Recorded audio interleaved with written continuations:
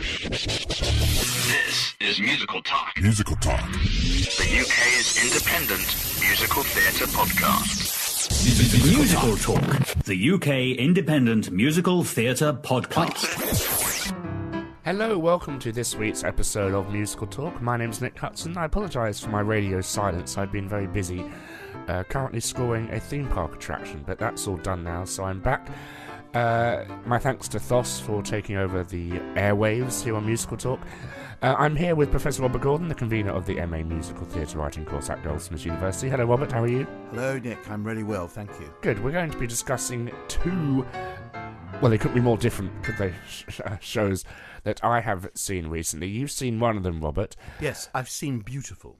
The Carole King musical. We'll start with that. I am a fan of Carole King. I am a fan of oldies. I knew very little about Carole King. Now, this was a show that opened, was it only last year on Broadway, Robert? Yes, I think it opened last year. And it's kind of flung its way over to London quite successfully, I think. I think it's a very commercially viable show. There's very few people, certainly very few people over 40 who don't love Carole King. And I think people under 40 will love Carole King once they've seen the show. You said before we started that you just love this kind of music, don't you? But it was something special that this show did. It's not purely about Carole King, is it? No, I think that the interesting thing is that they include the songs of Barry Mann and Cynthia Weil, who are the sort of rival writing duo at the Brill Building. The Brill Building, yes. And they've got there are some wonderful songs. They include On Broadway, for example, which is one of my favourite songs of all time. I'm not sure who wrote that, whether they wrote it or somebody else, but they include that. It was written by Barry Mann and Cynthia Weil. Barry Mann and Cynthia Weil and Levi Stoller and Jerry Ross. It was Levi Stoller and Jerry Ross's idea, and the two others stepped in and completed the song. Well, On Broadway is sung, and it's sung for us on stage in the show by the Drifters. I mean, they're actors dressed as the Drifters, but it was a great hit for the Drifters. But it's one of the great songs of all time. And I mean, some of the 60s songs are great classic 60s songs, so it's wonderful to hear them again. I mean, we have to excuse me, we have to consider that Carole King not only was a musical prodigy, she wrote It Might As Well Rain Until September when she was only 15 or 16, but she's also written some of the most famous pop songs of all time. Will You Love Me Tomorrow? Take Good Care of My Baby. You've Got a Friend. You've Got a Friend. And Beautiful. Beautiful. I don't think Beautiful is the best title for the musical because it's not the song that immediately springs to mind. I would have thought Tapestry would have been a better name. Yes, but I don't care about that. I think Beautiful is a very upbeat name, and I think that to have it, you wait throughout the show. There are sort of chords variously played throughout on Beautiful, but when you finally get to it, it's absolutely beautiful. There are moments, most of the songs in this show are, of course, like this kind of bio-cool, as I call them, I wrote this song tonight. Do you want to hear it? Yes, let's perform the song. Clap, clap, clap, move, drama on. There are a couple of non-diegetic moments. Specifically, the most powerful one is at the end of Act 1. I'm not going to give anything away, but it's the moment where she's at her lowest point, and the song that she wrote turns into her inner thoughts, which is very clever. And also, a wonderful moment at the beginning of the show, when you have this kind of huge medley of all these songs that came from the Brill Building being sung in counterpoint with each other and all dancing around the Brill Building. I thought that was a very, very clever piece of musical staging. The show itself is very slick, it's very cleverly crafted, and it's very shallow. I feel it's not really a great musical. Yes, it's not a great musical in terms of book musical. It's not a book musical, but what it has, songs, isn't it? What it has is, I think, the best collection of jukebox songs of any of the jukebox musicals we've seen in the last 10 years. The book is better, in my view, than the Jersey Boys. The story is much more interesting because Carole King's life and the abuse that she suffers and the depression of her husband and writing partner is much more complex. So you get a much more internalized view. And Katie Braben as Carole King is absolutely stunning. She sings like Carole King without imitating her. She's a good actress. She's absolutely stunning. And I think she was playing the piano as well. Ah, well, that's, Though it's hard to tell. I was being a bit naughty, and I was craning my head round looking at the conductor to see if he was bashing the keys, and he was. No, I think I agree with you. I think at certain times, certainly, she was playing. If she's not, she's doing a very, very good job at giving us the impression that she is. The other great performance is Lorna Want as Cynthia Weil. I think she's almost as good, but she doesn't get quite as many opportunities. But Katie Braben, this is a star. A star is born. Yes, but what Katie Braben did, which she came on stage, and I thought she was a teenager, and then obviously through costume and posture and stuff, she does that amazing. She does grow in front of your very eyes, and that's always a problem with these sorts of musicals, like the Jersey Boys. They look exactly the same as they do at the beginning of the show than they do at the end of the show.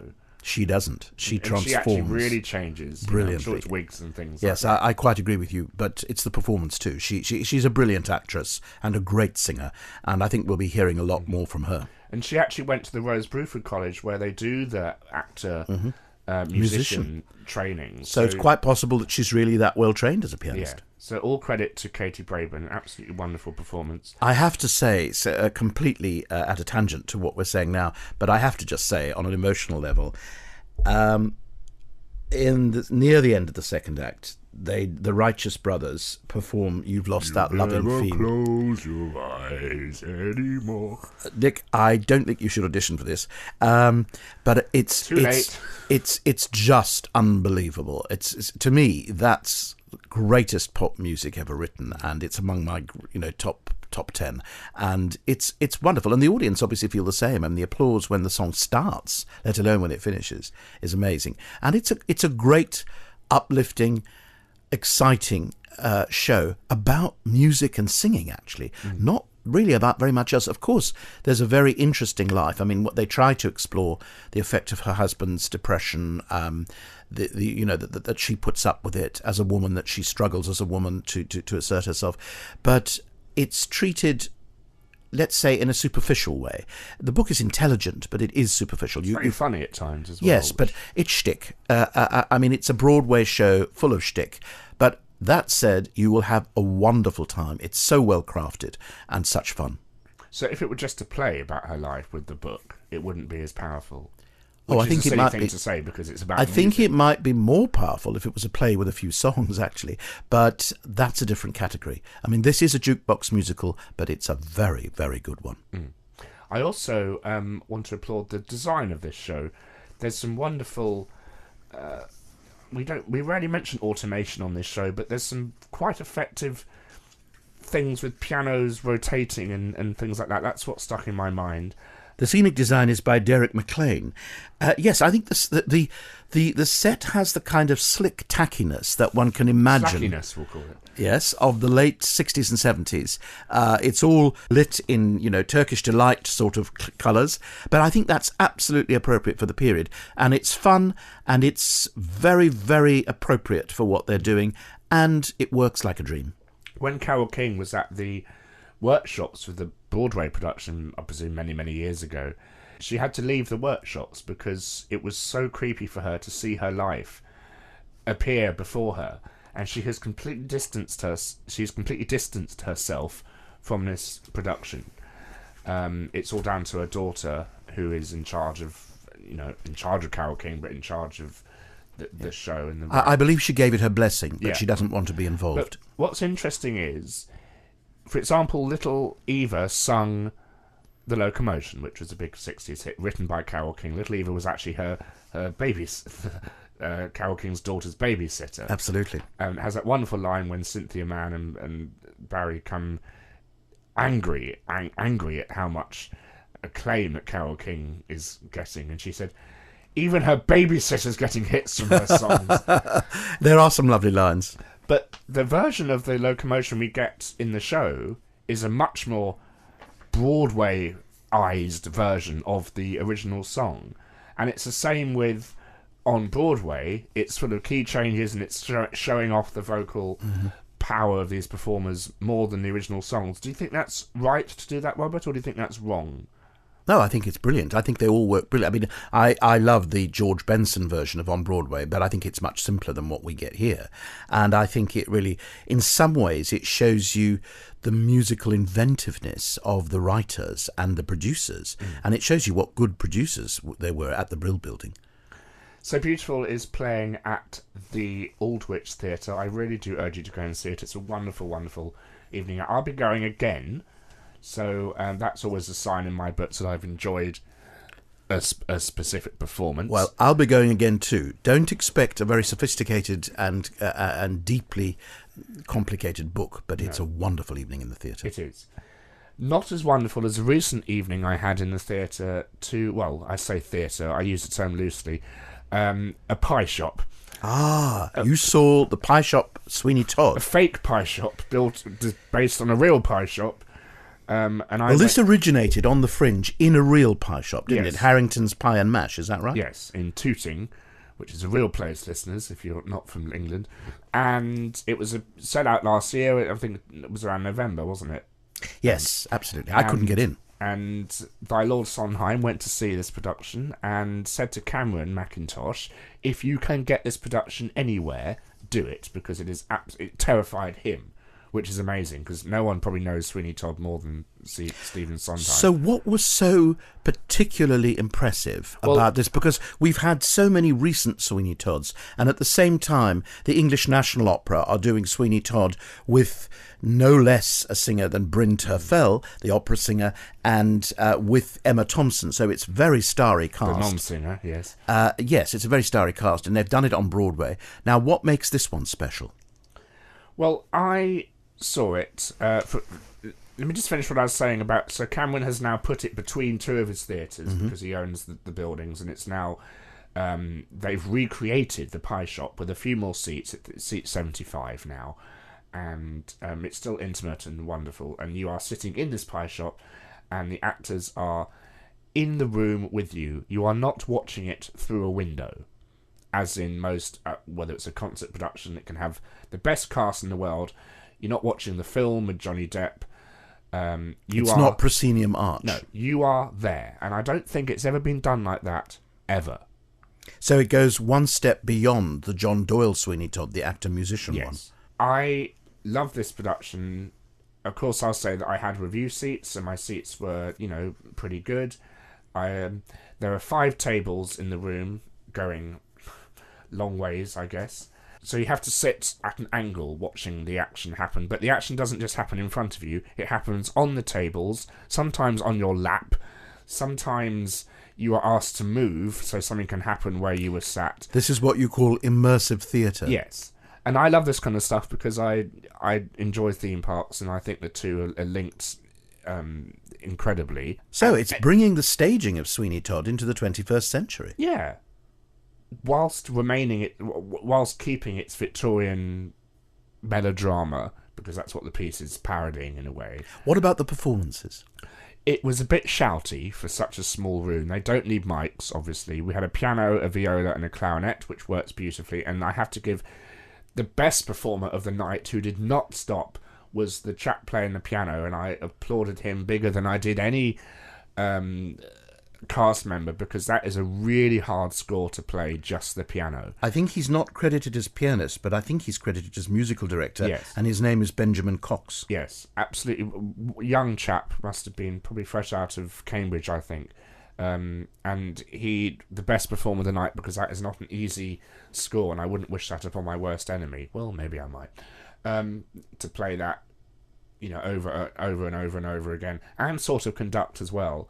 And what about Siobhan McCarthy as Mrs. Lovett? Because I've been told a story, I never saw it, thank goodness, but the Covent Garden Royal Opera House production of Sweeney Todd, I was told that there was an opera singer playing Mrs. Lovett, and that it's the first production that my friend has ever seen, the one who told me about it, where he said Mrs. Lovett didn't get one laugh through the entire production. What about this one? Belly laughs throughout. She was wonderful. I've seen Imelda do it. I've seen Angela Lansbury on the DVD do it. I've seen Maria Friedman do it and mess up her lines. With Bryn Terfel, funny enough, which is why I've got no desire to go back and see the Lincoln Center production. And Imelda was very, very good, but Siobhan was slightly younger. Because it was so intimate, you really felt for these characters more than any other production I've seen. You really had that terror. The bit in Pirelli when they're doing the shaving contest, they're really shaving. They're real razors, and there's very little blood until spoilers here. There's very little blood until the judge gets murdered. And then the poor girl whom I sat opposite, her handbag on the floor got absolutely covered in stage blood, which give you an idea as to what happens. So, well, what about Jeremy Seacombe as Sweeney Todd? Because it's a very demanding role vocally. He was intense, powerful, absolutely terrifying. He did this thing with his eyes where it looked like they're about to pop out of his forehead. That he would literally stare some members of the audience out. He jumped on tables. He yelled at audience members. When it really works, his production are the crowd scenes. For example, the opening of Act 2, when Act 2 actually doesn't start in the pie shop. It starts in the bar, and young Tobias is saying, "Ladies and gentlemen, come into the pie shop and try these new pies." So we are the crowd. And the people are sitting there amongst us eating the pies. And actually there are only 8 actors in the cast. And when Todd comes up to you, you are absolutely scared shitless. I cannot stress to you, Robert, how powerful this production was. Well, Nick, I was feeling... It's not comfortable. You're cramped. You're scared. You're on edge. But you are absolutely lapping this show up. I was feeling that, having seen about 6 Sweeney Todds in the last 5 years, I was a bit Sweeneyed out. Me too, and I thought, and I do feel every time Joanna, cut this Green Finch. That's sacrilege. But it is integral to the plot. But I'm going to go and see this one on You just want more of Sweeney Todd and Mrs. Lovett. And what I do applaud this show is they have cut down stuff. They have cut bits of Little Priest. They have cut Pirelli's stuff. They have. Well, I wouldn't always recommend cuts, but perhaps in this kind of production, definitely. But it seems to me, Nick, on your recommendation, I have to get a ticket. You do. Kill to get a ticket. That's what everyone is saying about this show. It's absolutely stunning. They have extended to May 30th, which is really nice. Sadly, it won't stay at this place because it's been turned, ironically, into a restaurant. Such is the fate of theatres in London. Yes, and I met our friend Martin Ball, presenter on this show, after the show. He'd been to see it the day before, and he said it's the best production Sweeney Todd he's ever seen, because you are not watching it as a theatre piece. You are an eyewitness for these crimes. It's beautiful. I've never seen light and design done with candles before, but apparently that can be done, and I've seen it many times. Incredibly atmospheric. The bald people in the audience will get elixir rubbed on their head.